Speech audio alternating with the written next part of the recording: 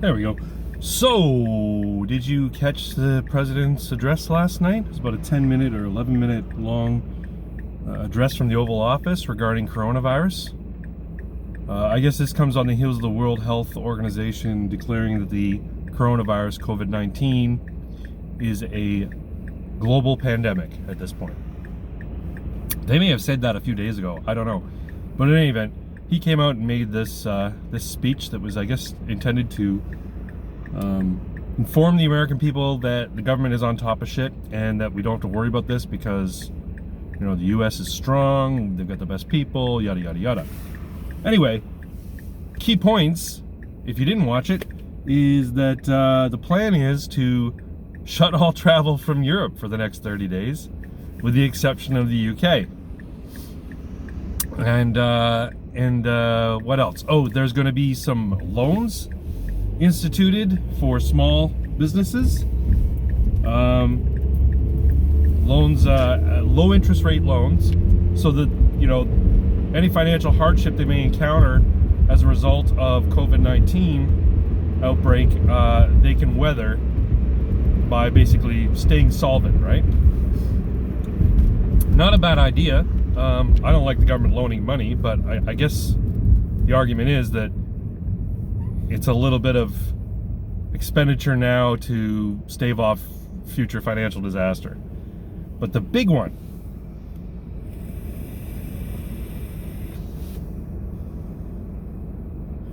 fat clouds. The big one is the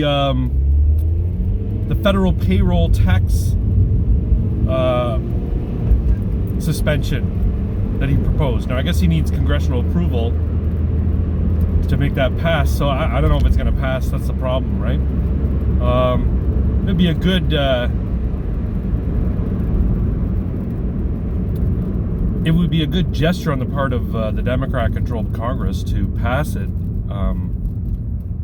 but the problem is it would be a huge win politically for Trump to have that pass.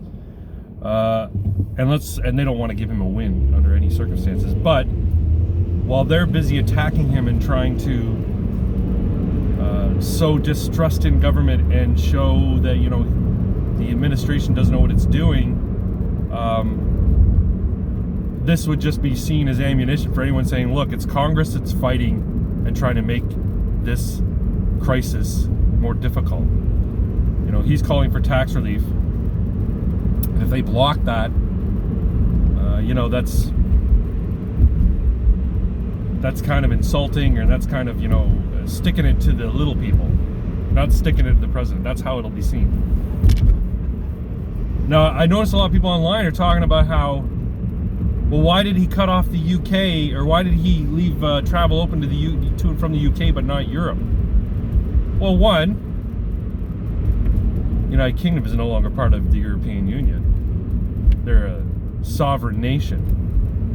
But two, the UK seems to have more interest in controlling the flow of people across its borders than the rest of Europe does.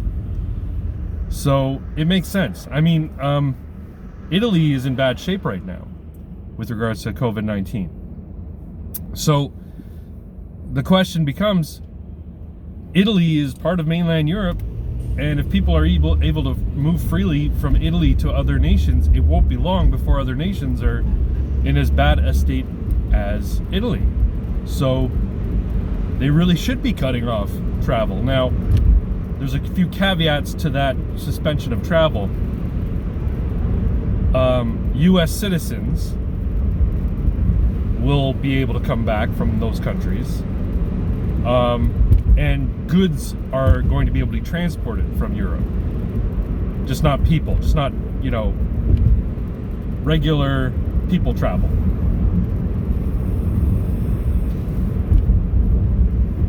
I don't know, it seems to me like a pretty drastic measure, but I understand the mentality behind it. And I'm just waiting to see how his opponents are going to frame this as being a racist travel ban, like they did when he initially said, we're going to suspend all travel from China, we're going to close the border to China, we're not allowing people to fly in from China or arrive on boats from China. How are they going to square that peg? This is racist. Oh wait, it's all Europeans, white people. Thought you couldn't be racist towards them. Anyway, so that's a thing. I'm interested to see where this goes. I know today is going to be nothing but pundits on CNN and MSNBC talking about how this was a bad move. Apparently Sean Hannity gave a glowing review of the statement that the president made, but Sean Hannity is so far up President Trump's ass, it's not surprising. He loves the president and he can't stop singing his praises. It's a little pathetic at this point. I've watched some of Sean Hannity's bits. I'm not a big fan of him. I don't really like his commentary, but I've watched a bit of his praise, and it's kind of like, wow, man, you really love this man. You guys should get a room. Anyway, yeah, I was kind of surprised to see that. I fell asleep on the couch. I woke up and I see this thing on YouTube, a statement on coronavirus from the president. I'm like, oh, he's sitting in the Oval Office. That looks like it's kind of legit. And then I watched it, and yeah, I'm curious to see what people are going to say about it. I think I can predict what certain people will say about it, a la Sean Hannity. But, apparently, I didn't watch the clip, but Don Lemon was talking to John Kasich. I think it was John Kasich. Yeah, he was talking to John Kasich, and Kasich wouldn't criticize the plan, wouldn't criticize the president's statement in a manner that Don Lemon thought was appropriate.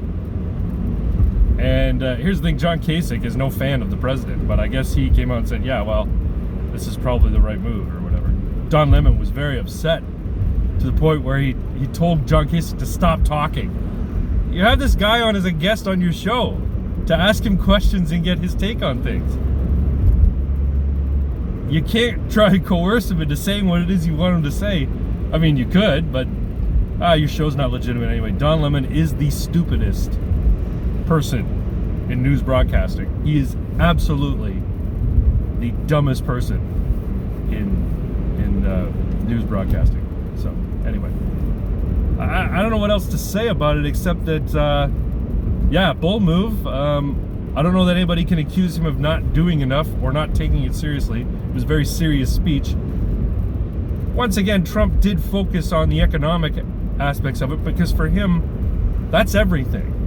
And somebody made a post on Twitter yesterday about, Trump's statements previously or earlier in the day about how he's focused so much on the economy and not on people and blah, blah, blah, blah, blah. I'm like, look, man, the only thing he can really have any sort of influence over is the economy.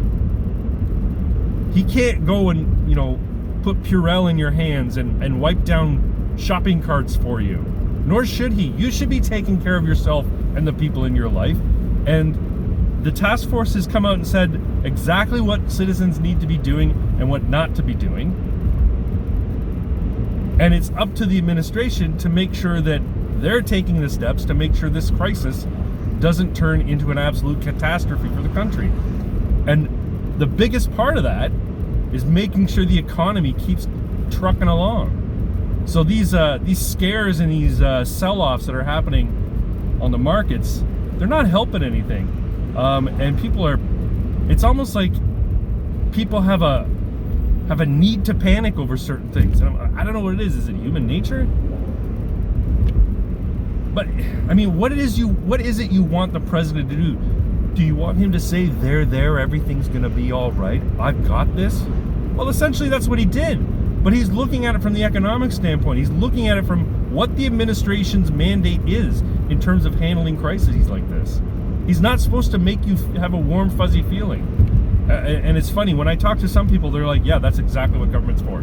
I want the government to provide me with shit, and I want the government to make me feel confident about how things are going. And I want them to set an example for children. And I'm like, you set the example for your fucking children. You're the ones who keep calm in your sphere.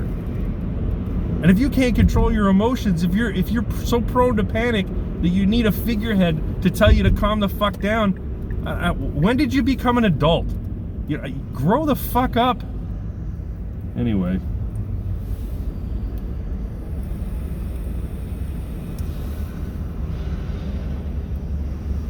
That's my rant about people's response to this whole thing. Wash your fucking hands. Wash your penis. No, wash your hands. Stock up on canned goods and dry goods, and weather this shit out and keep a calm and level head.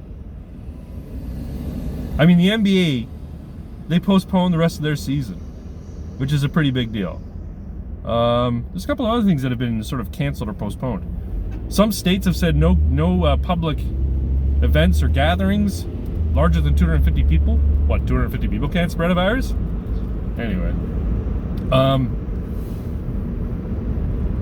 it's just, I think the reaction to this, I don't want to say it's overblown. It's probably the appropriate reaction. But I think the emotional response to these things that people are putting in place is overblown. I see people on the Twitter sphere just saying some of the most incredible shit. People talking about how, this is going to be Spanish flu 2. Mugashu, what's his name?